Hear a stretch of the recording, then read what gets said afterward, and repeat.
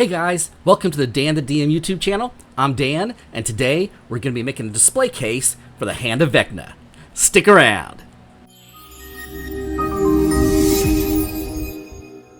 Hey guys, before we get into the video, I just want to give a quick shout out to my friend and fellow YouTuber, Progressive D&D, and his Kickstarter that he's getting ready to start for this, his Any Minis. You're going to be able to have up to 200 different images of different creatures on this. And you're also going to be able to have condition indicators that you can cycle through while you're in combat. So click on the link down in the description and go support his Kickstarter. It's going to start September 1st, and let's just make this a huge success. Now, on to the video. So, after creating my Hand of VECNA, which I will put up in the card if anybody wants to go watch that, I decided I need an appropriate display case for this.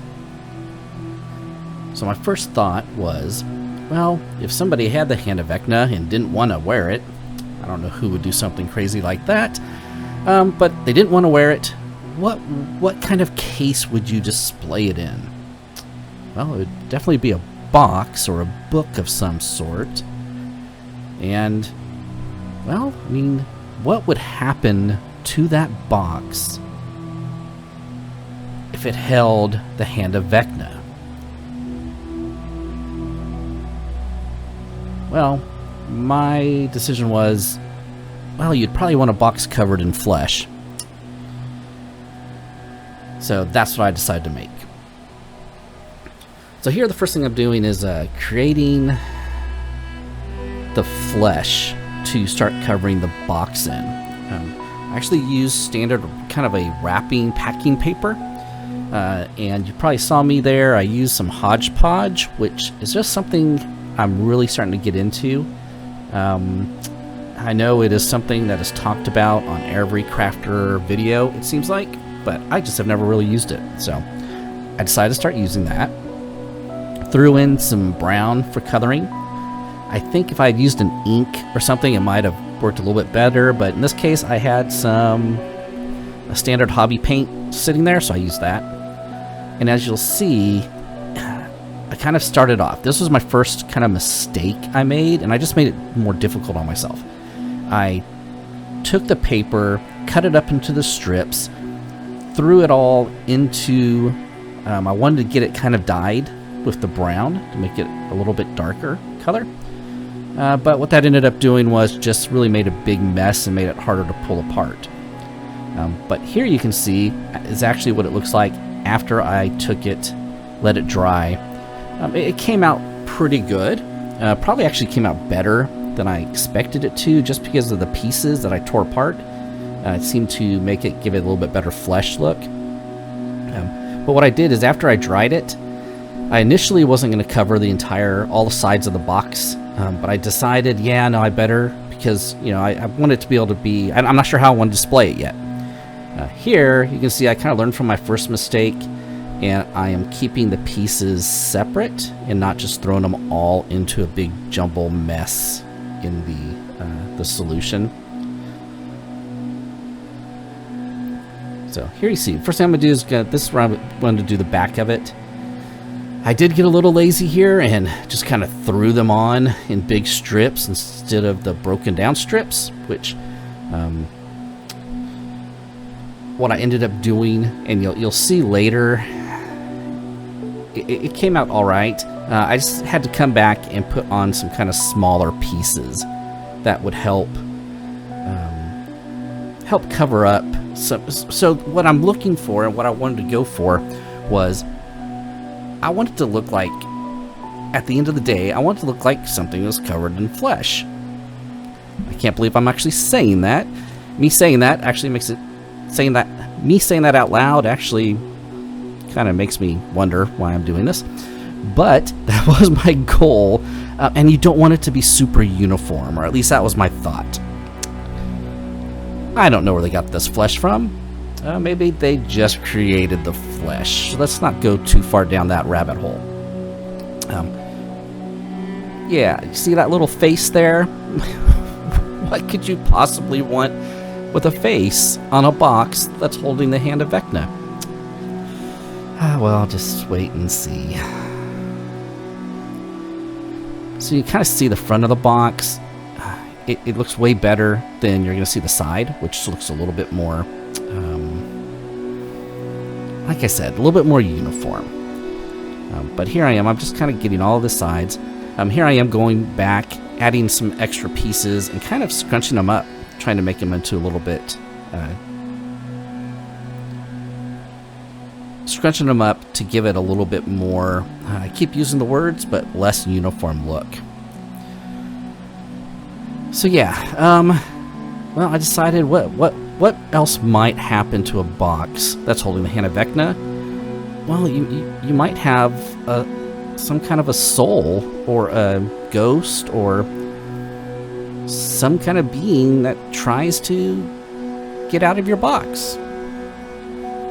So what I'm doing here is I'm just using a mask. I actually ordered quite a few of these in bulk. Used them for actually one of my homebrew pieces. There are a lot of cool, creepy things you can do with a mask like this. So I wanted to give it a little bit more of a skull look. So that's kind of what I'm cutting out there.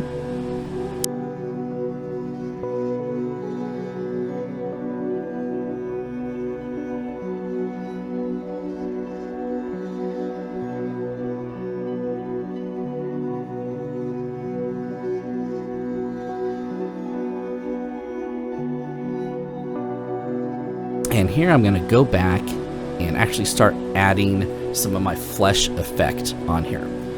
Now this is a little different than what I've done in the past, and just kind of stay tuned. You'll see that I'm kind of going to go back to my old tried and true method of doing my skin. But what I did find out here, and this is actually laying a really good base for the end result. By laying this thicker strips of paper onto it, letting it dry, it actually helps with the background color of it, because as you'll see here in a few minutes, when I go to my old tried and true technique, it actually looks better.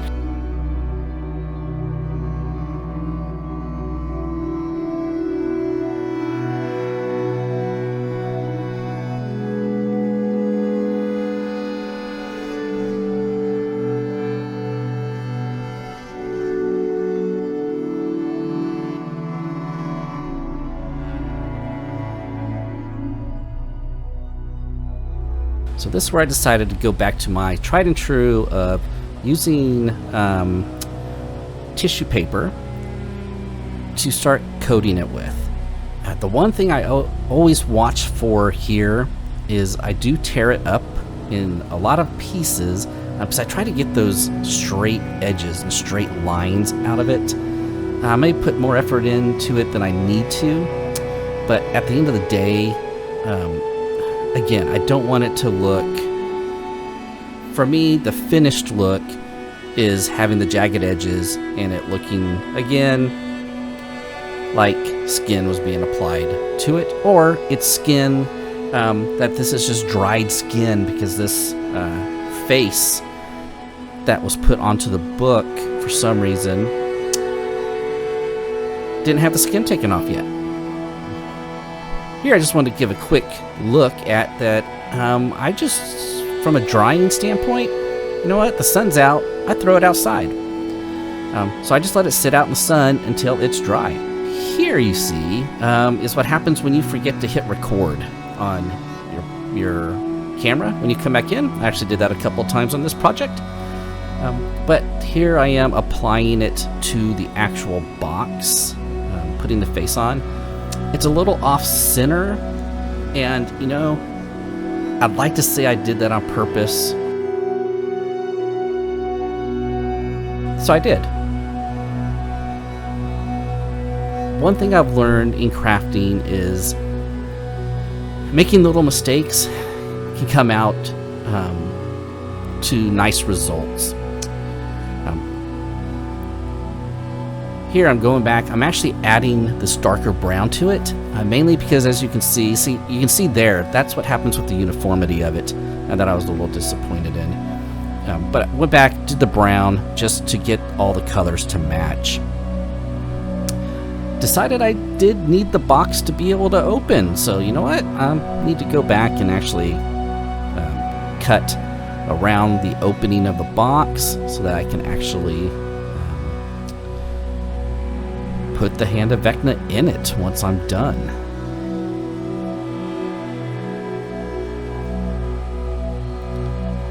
If you're enjoying this video and you haven't had a chance to subscribe to the channel yet, I would really appreciate your subscription to the channel. I would appreciate if you could like this video. If you could share it, that would be great too. Here I'm showing you the inside of it, making sure that the hand fits. We are going to cover the inside of the box in the next video. So this first video is just going to be the outside of the box. So here I need to go on that inside and make it dark. There's going to be, haven't decided, probably going to be some effects associated with that.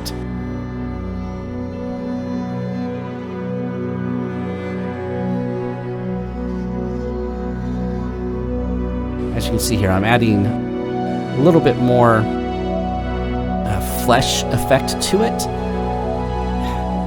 And then I decided to go all in. And I'm going to be doing a full flesh effect on the entire box.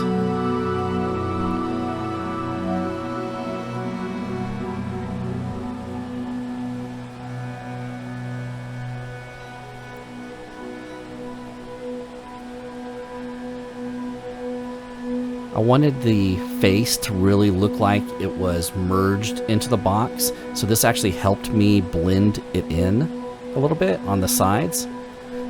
But as you'll be able to see here pretty soon, I'm going to start adding it over. As you can see, what I'm using there is actually alcohol in that bottle. I use alcohol because I think that helps it dry a little bit faster. Here, getting a little lazy again, just putting full pieces of the tissue paper on there. But I am actually going back and adding more pieces, doing overlapping, shredding pieces, smaller pieces, kind of filling in all the gaps. One thing I really wanted to show here was just how it looks when it's really wet like this. The difference between it being really wet like it is right now, and kind of slow down here and show you the whole thing, and what it looks like once it's dried, to me it's a huge difference. Here was again, yeah, I forgot to hit record. But what I've done is, after it's dried, and you can kind of see there that the tissue's pretty dry, is I'm going back and adding color. Now I'm not really painting this color on, because even though that tissue's dry, as you can imagine, it's still super absorbent. So I just kind of go through and blot on the color that I want. Again, I used Hodgepodge and the color. Again, because once it dries, it's going to make it a lot more firm. It's going to really allow it to dry and have some structure to it. But what I was saying about the blotting as opposed to painting is it allows there to be some blending of the colors and some variance. So it's not all just one color. But what this also allows you to do is kind of push around and add some more texture to it. So this is really just going to be me finishing the face here. I'll let you watch me finish this up.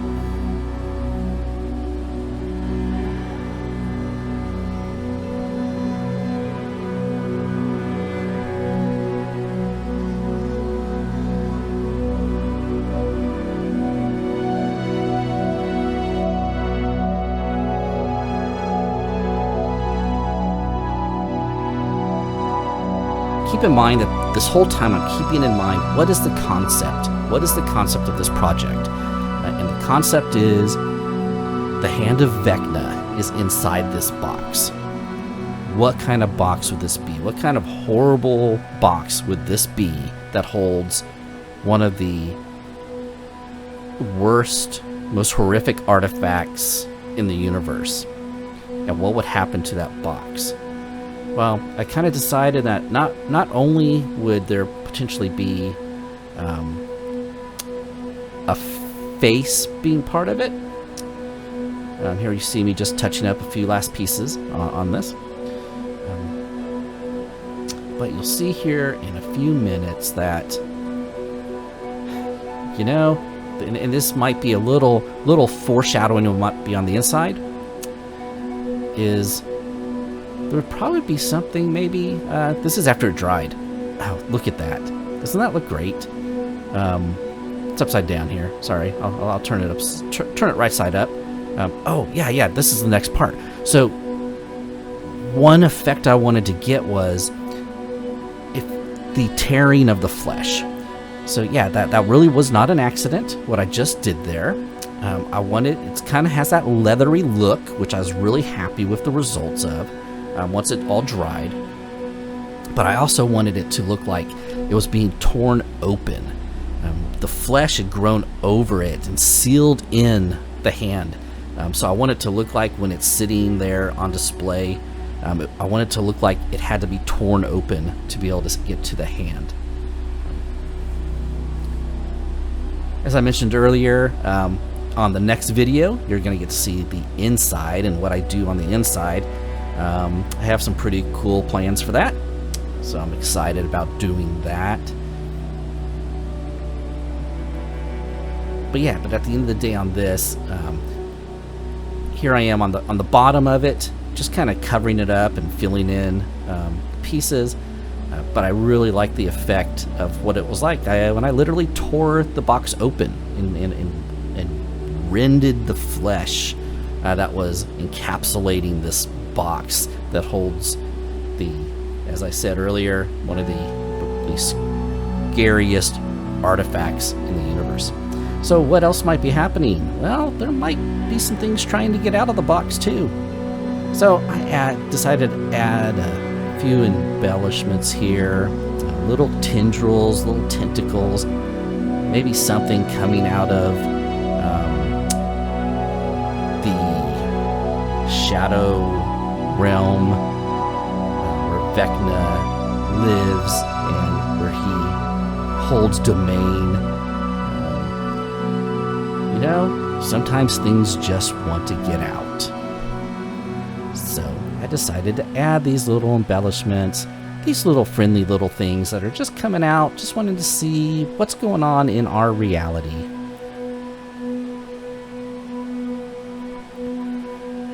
I am not an artist or a sculptor by any means. For me, this was just kind of like going back to my being a kid and playing with some Play-Doh, playing with a little bit of clay. Here I'm going to come in here and I'm going to zoom in and here in a second and let you see it a little bit closer.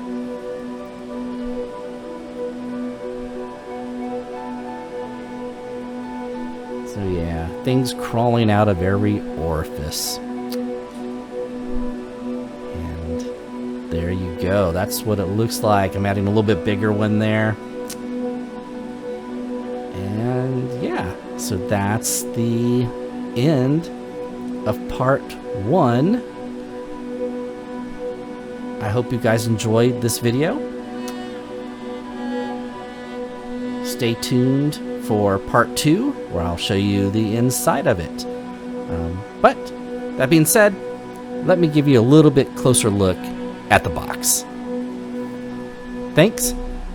I hope you enjoyed this video, and I'll see you next time.